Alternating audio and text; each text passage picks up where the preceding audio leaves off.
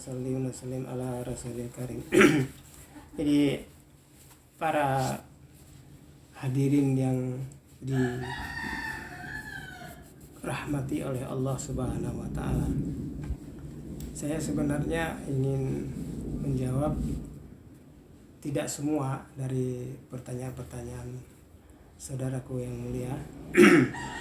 Karena kalau dijawab satu persatu terlalu banyak ya, dari 120 grup WhatsApp saya.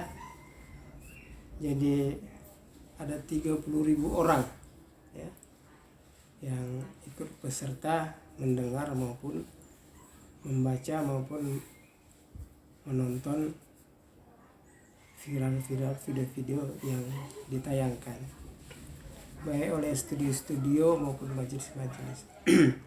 Jadi saya akan menjawab pertanyaan-pertanyaan yang satu relevan saja, satu topik lah begitu. Jadi satu topik satu jawaban. Biasanya kan saya jawab dengan tulisan. Saya banyak menulis, hampir setiap hari saya membuat tulisan-tulisan untuk mencari jawaban-jawaban itu. Tentu saja yang saya tulis ataupun saya suarakan ini adalah sesuatu yang sangat berkenaan dengan kehidupan kita sehari-hari. Terutama adalah kehidupan yang menyangkut dakwah dan jihad. Saya sangat atensi dan sangat menekankan kepada topik ini. Kenapa? Karena kita orang dakwah ini harus lebih membuat persepsi yang jelas terhadap kasus-kasus yang terjadi belakangan ini. Semua peristiwa-peristiwa akhir zaman ini tidak mengenakan dakwah. Baik itu di forum-forum yang terbuka, di pasar, di toko, di jalan raya, di bis kota, di kereta api, ataupun di pesawat terbang, maupun juga bersifat formal di media massa, baik media massa mainstream maupun di media massa sosial. Dan kalau kita lihat perimbangan dari statistik suara media sosial ini, memang dia rankingnya jauh lebih di atas sekarang, sehingga opini publik tidak bisa lagi ditutup-tutupi. Kita harus terang benderang dan bersahaja di dalam kehidupan yang kini ini, tetapi tetap pada prinsip kita sebagai seorang muslim. Nah, ini yang penting. Jadi adapun berita-berita yang ditanyakan kepada saya mengenai sidangnya Habib Rizik, mengenai fenomena kriminalisasi ulama, mengenai pendapat-pendapat yang bertentangan dengan Quran dan Sunnah, dan justru datangnya dari kalangan-kalangan orang-orang yang kita anggap dalam tanda petik berbobot, yang kita anggap dalam tanda petik berilmu, yang kita anggap dalam tanda petik paham terhadap Islam. Tetapi ketika mereka berbicara di depan umum, ternyata pernyataan mereka itu sangat kontroversial. Nah, ini kita perlu clearkan.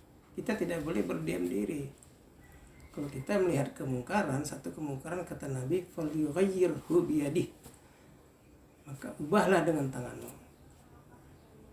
Fa illam yastati fa bilisani, kalau kamu tidak mampu maka dengan lisan, dengan ucapan, dengan nasihat disampaikan. Fa illam yastati fa biqalbi, kalau tidak mampu juga maka dengan hati. Wa dzalika adhaful iman. Tetapi yang dengan hati ini adalah level paling bawah iman, level paling rendah iman.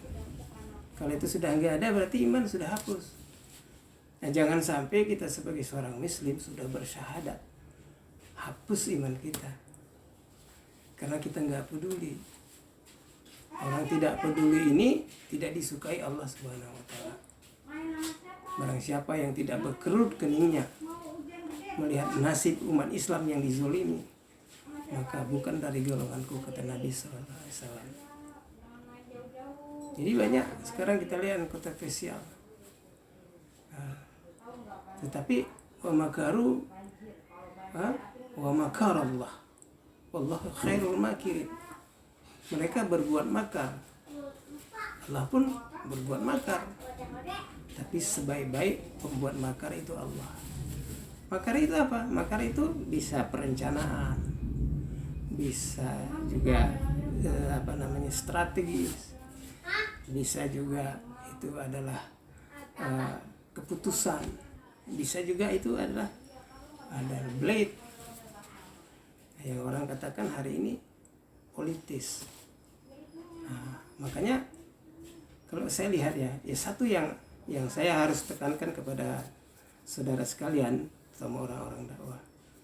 Jadi kalau kita tonton pengadilan-pengadilan yang sekarang, ya, makanya itu tidak akan mungkin nyambung. Seluruh pasal dikumpulkan, seluruh pasal KUHP sama bagian-bagiannya, bab-babnya, ayat-ayatnya, nomor-nomor sekian. Seluruh pasal-pasal itu diambil satu persatu untuk menghukum orang-orang yang gerak di dalam bidang dakwah dan jihad. Nggak nyambung. Nggak nyambungnya itu masalahnya. Jadi dengan kata lain saya ingin mengatakan dakwah dan jihad itu tidak bisa dihukum, tidak bisa dipenjarakan, tidak bisa diadili. Karena dakwah itu pekerjaan Allah dan jihad itu pekerjaan Nabi. Itu tidak bisa. Tetapi orang yang tidak melakukan dakwah maka dia akan terdakwah. Siapa yang tidak menjadi dai maka dia jadi menjadi mad'u. Siapa yang tidak berdakwah dia didakwahi. Nah begitu. Makanya orang dakwah ini kita kalau ditanya, wah itu kalian ini OTB ya, organisasi tanpa bentuk. Saya pernah nih dibilang begitu. Saya bilang memang kita berbentuk, tapi kita tidak mewujudkan diri dalam arti formal. Terus dia tanya, anggaran dasarnya apa? Anggaran rumah tangganya apa? Saya jawab, anggaran dasarnya Al-Quran, anggaran rumah tangganya hadis. Sudah cukup. Apa Quran itu kurang? 30 juz, 6.666 ayat, 114 surah, 1.256 huruf. Apa itu kurang? Nah, ditambah lagi anggaran dasarnya hadis-hadis Nabi, jutaan hadis. Kitabnya aja, kitab hadis itu ada kutubus sittah, Bukhari, Muslim, Tirmizi, Abu Daud, Nasai, Ibnu Majah. Belum lagi kutubus tis'ah, belum lagi kitab Mishkat, belum lagi kitab-kitab yang muktabar yang ditulis oleh setiap ulama. Mulai dari Al-Muwatta. Al-Muwatta itu adalah kitab hadis pertama yang ditulis oleh Imam Malik. Nah, Imam Malik ini adalah cucunya Anas bin Malik. Anas bin Malik ini adalah pembantunya Rasulullah 10 tahun bersama Rasulullah. Makanya dia paham hadis-hadis. Nah, inilah kita katakan. Jadi kita ini tidak perlu anggaran dasar, tidak perlu anggaran rumah tangga, karena Al-Quran dan hadis sudah. Jadi yang kita ikutkan itu sebagai da'i Al-Quran. Kita ikutkan sebagai da'i itu adalah hadis-hadis Nabi. Makanya contoh kehidupan setelah Nabi itu adalah sahabat. Maka sahabat itu adalah tipikal kehidupan sesuai dengan Quran dan hadis. Makanya kita akan selalu baca kitab Hayatus Sahabah, cara hidup, pola hidup para sahabat Nabi sallallahu alaihi wasallam, karena mereka radhiyallahu anhum wardu'an, mereka itu mendapat ridho Allah dan Allah ridho pada mereka, dan mereka dijamin surga. Semua sahabat dijamin surga oleh Nabi sallallahu alaihi wasallam. Begitu. Maka Nabi pernah bersabda, khairul quruni qarni, tsummal ladzina yalunahum, tsummal ladzina yalunahum. Sebaik-baik kurun adalah kurunku, dan kurun setelah itu, kurun setelah itu. Jadi Nabi dengan para sahabat sahabat itu tabi'in, tabi'ut tabi'in. Baru kesananya salafus soleh, kesananya khalafus soleh, kesananya ulama-ulama mutaqaddimin, kesananya ulama-ulama mutaakhirin, baru umat akhir zaman kita. Jadi periodisasinya sudah jelas. Jadi kita ada jenjang di dalam kehidupan kita beramal beribadah ini. Demikian juga dakwah. Dakwah itu tidak pernah berubah dari zaman dulu. Dari zaman Rasulullah SAW itu dakwah tidak berubah. Cuma bedanya Nabi membuat prioritas. Seperti contohnya Nabi 13 tahun dakwah Syria di Mekah. Waktu itu zamannya lockdown. Nabi nggak boleh kesana kemari, nggak boleh dakwah, nggak boleh datangi orang. Nabi dituduh macam-macam, difitnah Nabi, kriminalisasi Nabi. Jadi udah sekarang ini siaran ulangannya. Nah, makanya sekarang ya kita harus sampaikan itu. Terus yang kedua ini paling penting juga, karena kemarin saya ditanya lagi masalah sholat berjamaah. Saya sudah sampaikan di beberapa masjid di mana saya mengajar, di mana saya membuat majelis taklim, bahwa sholat berjamaah itu tidak ada intervensi dari siapapun. Masjid ya masjid sudah. Karena masjid ini sudah diatur Quran hadis, innama ya'muru masajidallah man bana masjidal fid dunya banallahu baitan fil jannah. Itu. Jadi ayat mengatakan memakmurkan masjid-masjid, rumah-rumahnya Allah. Kemudian barang siapa membangun masjid wa amila bihi, dan dia beramal di situ, banallahu baitan fil jannah, Allah membangun satu istana di surga. Itu enggak boleh. Nah, saya di mana-mana tempat sekarang terbelah dua umat ini. Ada yang sholatnya jarang-jarang, ada yang sholat rapat-rapat.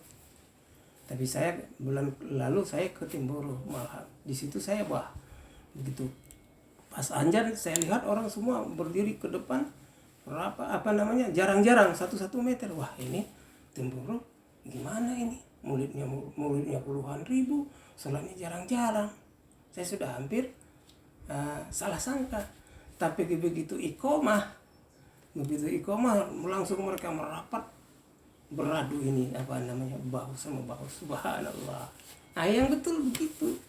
Jadi waktu sholat itu tidak ada intervensi, mau virus corona, mau petir, mau angin, mau apa, tidak ada di situ. Dan kita jangan takut. Kalau kita di dalam sholat itu fi zimmatillah, dalam jaminan Allah Subhanahu wa taala. Barang siapa yang berwudu dengan sempurna, dengan niat sholat berjamaah ke masjid, setiap langkah kanannya diangkat derajatnya, langkah kirinya dihapuskan dosanya. Dan di dalam masjid dia ada fi zimmatillah, di dalam jaminan Allah. Dan dia niatnya itikaf saja di 3 kali salasah khanadik, 3 parit dijauhkan dari api neraka. 1 parit jaraknya antara bumi dan langit. Nah ini, jadi sholat berjamaah biasa aja. Kita nggak usah takut dengan corona, nggak ada. 1000 corona menghinggapi 1 orang, dia tidak akan mati sebelum Israel datang mencabut nyawanya. Tapi tanpa corona, tanpa angin, tanpa asal, duduk di rumah tenang-tenang. Kalau Israel sudah datang, dia cabut nyawanya, dia pasti mati. Jadi Israel ini sengaja ditaruh di belakang layar. Allah menyembunyikan Israel sebagai pencabut nyawa supaya manusia jangan salah sangka kepada Israel. Padahal yang di depan itu kecelakaan lalu lintas, narkoba, belakangan corona. Dan corona ini sudah mendunia, orang semakin takut dan membuktikan, ya kan. Maka Italia sekarang bebas corona. Ya, berapa negara begitu juga. Jadi inilah hadirin sekalian, mudah-mudahan saja apa yang saya sampaikan ini dapat memberikan jawaban, ya. Saya tidak ingin memberikan kepuasan pada kita semua. Mari kita kembalikan sama-sama kepada Allah Subhanahu wa taala. Inna sholati wa nusuki wa mahyaya wa mamati lillahi rabbil alamin. Sesungguhnya salatku, ibadahku, hidupku, matiku hanya untuk Allah Subhanahu wa taala. La ilaha illallah. Demikianlah saya sampaikan sedikit ini. Semoga yang sedikit ini bisa memberikan jawaban kepada kita semua. Wallahu nasta'in. Subhanallah wa bihamdi subhanakallahumma bihamdik asyhadu an la ilaha illa anta astaghfiruka wa atubu ilaik. Wassalamualaikum warahmatullahi wabarakatuh.